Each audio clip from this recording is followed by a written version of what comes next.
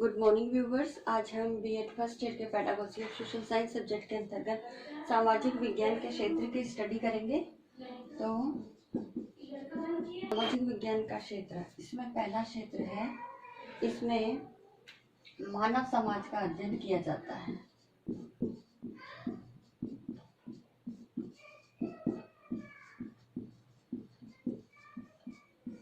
तो social science subject की चूंकि मानव समाज का अध्ययन है और ये समाज व्यक्तियों के द्वारा ही निर्मित है, तो इसके अंदर क्योंकि मानव जो है अकेला नहीं रह सकता, वह एक सामाजिक प्राणी है, जैसा अरस्तु महोदय ने कहा है। तो समाज में रहने के कारण वह समाज के अंदर समाज के विभिन्न पक्षों से संबंधित होता है और साथ ही ये जो विभिन्न पक्ष है, इन पक्षों का अध्ययन इस सामाजिक विज्ञान के अंतर्गत किया जाता है। साथ ही समाज की आवश्यकताएं हैं, इसमें रह करके व्यक्ति अपने जीवन से संबंधित आवश्यकताओं की पूर्ति करता है और साथ ही इस समाज का क्या स्वरूप है, किस प्रकार से उत्पत्ति हुई, तो ये सब बातें जो भी है इसमें सामाजिक विज्ञान के अंतर्गत इसकी स्टडी की जाती है। नेक्स्ट पॉइंट इसके अंतर्गत आता है कि मानव संबंधों का अध्ययन।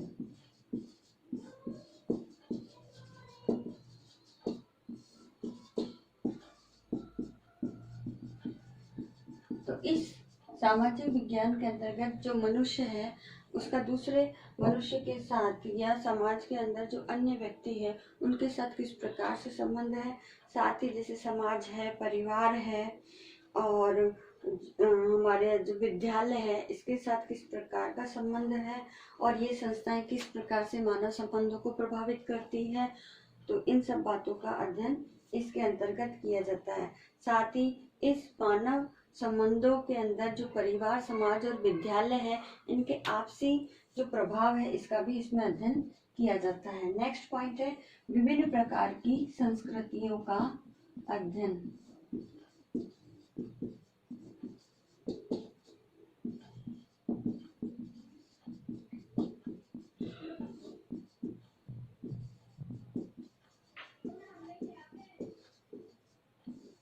क्योंकि समाज के अंदर उसका एक पहलू संस्कृति भी उससे जुड़ा हुआ है, यानी समाज और संस्कृति आपस में अभिन्न है। इस प्रकार इस जो हमारी संस्कृति है ये हमारी विरासत है, इस विरासत की सुरक्षा रखना, इसको संरक्षित करना और भावी पीढ़ी तक इस संस्कृति को हस्तांतरण करने के से संबंध में जो भी कंटेंट है उसकी स्टडी इसके अंतर्गत की जाती है। साथ ही भारतीय संस्कृति के साथ साथ अन्य विदेशों के अंदर जो उनके समाजों की संस्कृति है उसकी विशेषताओं की भी इसमें स्टडी की जाती है।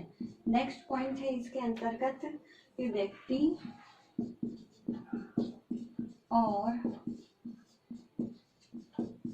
भौतिक वातावरण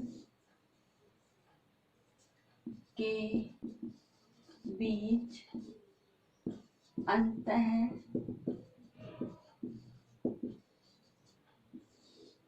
संबंधों का अध्ययन। तो इस सोशल साइंस सब्जेक्ट के अंतर्गत मानव जो उसके पूरा जो उसका भौतिक वातावरण है, जो उसके एक संसार निर्मित करता है और उसी संसार में उसका सामाजिक वातावरण भी एग्जिस्ट करता है, तो व्यक्ति और भौतिक वातावरण के बीच किस प्रकार की अंतः क्रिया है, अंतः संबंध है, उसका अध्ययन भी इसके अंतर्गत किया जाता है और किस प्रकार रह करके वो प्राकृतिक संसाधन है हमारे, उनका उपयोग करता है, उसकी आवश्यकताएं, उसको प्रभावित करने वाले कारक हैं। साथ ही जैसे अगर एक एग्जांपल हम लेते हैं, आज हमारे इस नेचर का जो एक फिजिकल एनवायरनमेंट व्यक्ति के लिए क्रिएट करती है, उसमें ग्लोबल वार्मिंग की बहुत ही महत्वपूर्ण समस्या आज है। साथ ही इसके साथ साथ ही आज की इस महामारी को अगर देखते हैं, कोरोना महामारी को, तो ये भी एक व्यक्ति तो इस संसार में इसके फिजिकल एनवायरनमेंट में एग्जिस्ट करती है, तो उसके जो अंतर संबंध है उसकी स्टडी इसके अंतर्गत की जाती है। नेक्स्ट है मानव का अन्य संस्था से संबंध। मानव का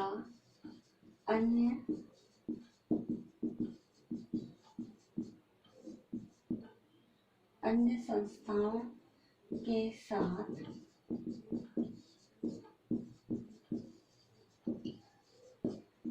संबंधों का अध्ययन। तो इसमें अंदर मानव का जो अन्य संस्थाएं हैं जिससे प्रत्यक्ष रूप से व्यक्ति जुड़ा हुआ है, चाहे वो धर्म है, हमारी सरकार है, हमारी जो वर्ण व्यवस्थाएं हैं, जाति व्यवस्थाएं हैं, ये जो संस्थाएं हैं, समुदाय हैं, समाज है, तो ये हमारी विभिन्न प्रकार की संस्थाएं हैं और इस संस्थाओं में रहकर ही व्यक्ति अपना जीवन यापन करता है और अपनी आवश्यकताओं की पूर्ति करता है। तो इन संस्थाओं के साथ मनुष्य के संबंध जो है उसकी स्टडी की जाती है और इनके जो अंतःक्रियात्मक संबंध है हम उसको इसके अंतर्गत स्टडी करते हैं। नेक्स्ट पॉइंट आता है भूतकालीन घटनाओं का अध्ययन।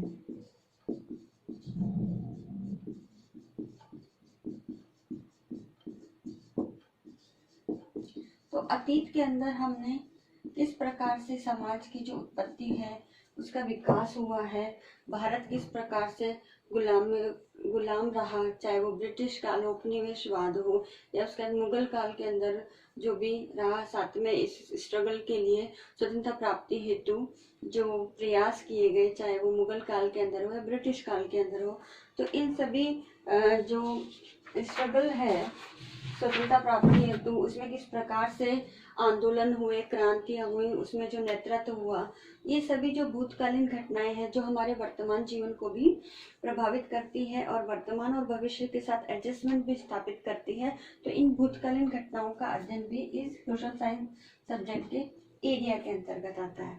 साथ ही व्यक्ति और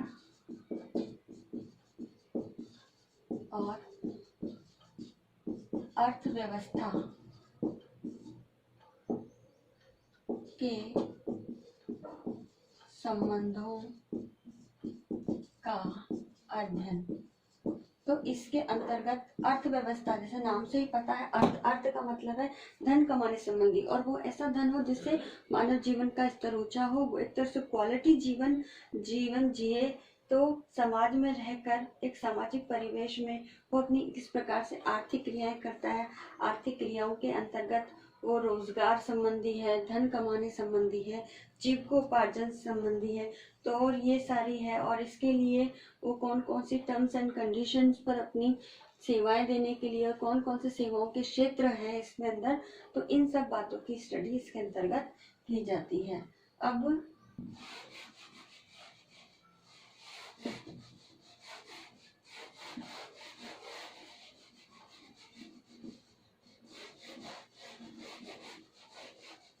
नेक्स्ट पॉइंट आता है समसामयिक घटनाओं का अध्ययन।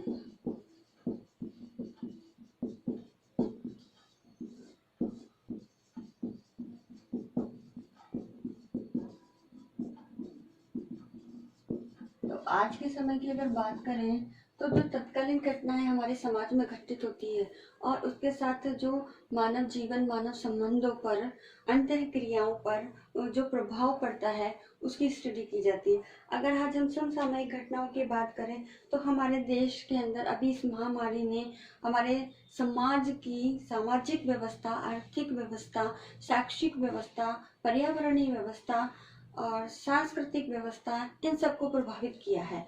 तो इस घटनाओं का अध्ययन और इसके द्वारा मानव जीवन पर पड़ने वाले प्रभाव और उसकी अंतःक्रिया में होने वाले परिवर्तन का भी इसके अंतर्गत अध्ययन किया जाता है। नेक्स्ट पॉइंट इसके अंतर्गत आता राष्ट्रीय एवं अंतर्राष्ट्रीय समझ का अध्ययन। राष्ट्रीय एवं अंतर्राष्ट्रीय अवबोध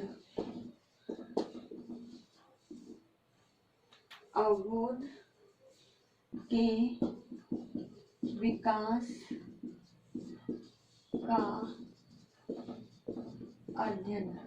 तो सोशल साइंस का जो एरिया होता है वो एरिया उसके अंदर राष्ट्रीय ही नहीं बल्कि अंतर्राष्ट्रीय अवबोध को विकसित करने के लिए जो भी कंटेंट निर्धारित है, जिसमें अंतर्राष्ट्रीय एकता है, राष्ट्रीय एकता है, देशभक्ति से संबंधित बातें हैं, वैश्विक स्तर पर जो भी घटनाएं घट रही है, चाहे वो आतंकवाद से जुड़ी हुई हो या पर्यावरण के मुद्दे से या जो समाज के मुद्दे से जुड़ी हुई हो, उन सारी कंटेंट का इसका जो एरिया है वो निर्धारित करता है ताकि उसके अंदर बालकों के अंदर जो अंतर्राष्ट्रीय समझ है वह उसका विकास हो सके, साथ ही वो जो वैश्विक स्तर पर जो घटित होने वाली घटनाओं हो उसको एक वैश्विक परिदृश्य की दृष्टि से उसके अंदर एक दृष्टिकोण विकसित हो सके, एक अपनी अभिवृत्ति सोच समझ विकसित हो सके जिसके आधार पर वो अपनी विचारधारा बना सके।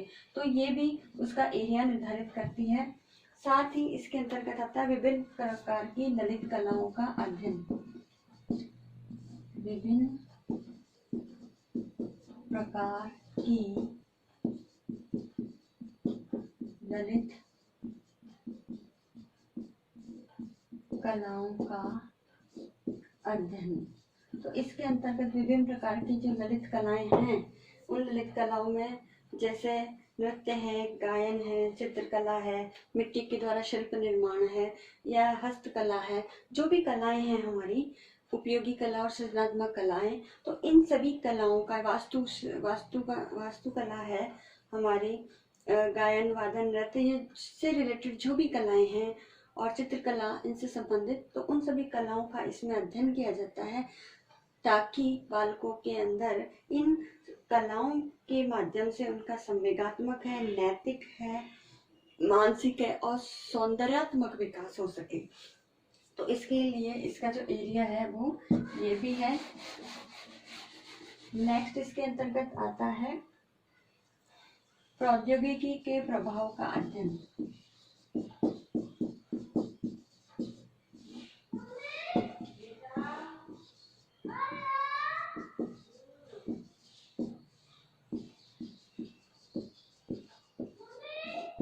तो इसके अंतर्गत हमारे जो टेक्नोलॉजिकल विकास हो रहा है, इस टेक्नोलॉजी विकास के अंदर सबसे इम्पोर्टेंट है हमारा इंटरनेट और हमारा मोबाइल और कंप्यूटर। तो इनके द्वारा जो मानव समाज पर, मानव के अंतर संबंधों पर जो इफेक्ट पड़ता है उसकी स्टडी इसके अंतर्गत की जाती है। और एट द लास्ट है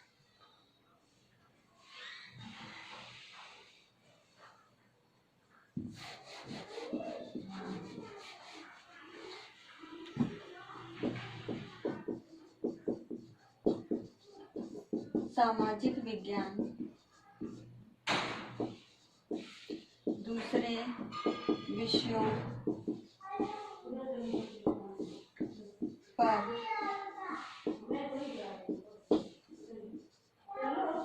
आश्रितता, यानी हमारा जो सोशल साइंस सब्जेक्ट है वो अन्य विषयों पर आश्रित है, चाहे वो समाज विज्ञान से संबंधित हो, मानविकी से संबंधित हो, चाहे प्राकृतिक विज्ञानों से संबंधित हो। तो मानविकी से संबंधित हमारे सोशल साइंस, दर्शन, फिलॉसफी इन सबको लिया जाता है। साथ ही जो प्राकृतिक विज्ञान है जिसमें फिजिक्स, बॉटनी, केमिस्ट्री, बायोलॉजी इत्यादि, जनरल साइंस वगैरह सब आते हैं, तो इन विज्ञानों पर निर्भर है और इनके आधार पर, क्योंकि ये सब जो है वो मानव को प्रभावित करते हैं, मानव का एक भौतिक वातावरण निर्मित करते हैं। तो इन सब जो भी विषय हैं, इन विषयों पर भी सामाजिक विज्ञान की आश्रितता है और उसी की स्टडी इसके अंतर्गत की जाती है।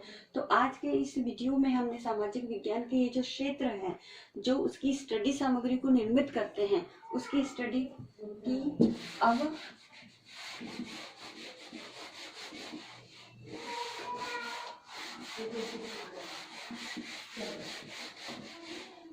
अब आज का जो असाइनमेंट है,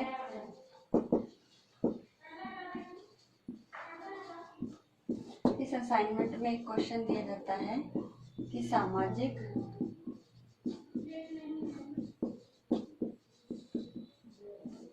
विज्ञान का क्षेत्र स्पष्ट कीजिए। साथ ही इसके आप इस कोरोना महामारी के दौर में अपने घर में रहिए, सुरक्षित कीजिए, राज्य सरकार द्वारा जारी गाइडलाइन को फॉलो कीजिए। आई होप ये वीडियो आपके लिए यूजफुल होगा। So thank you.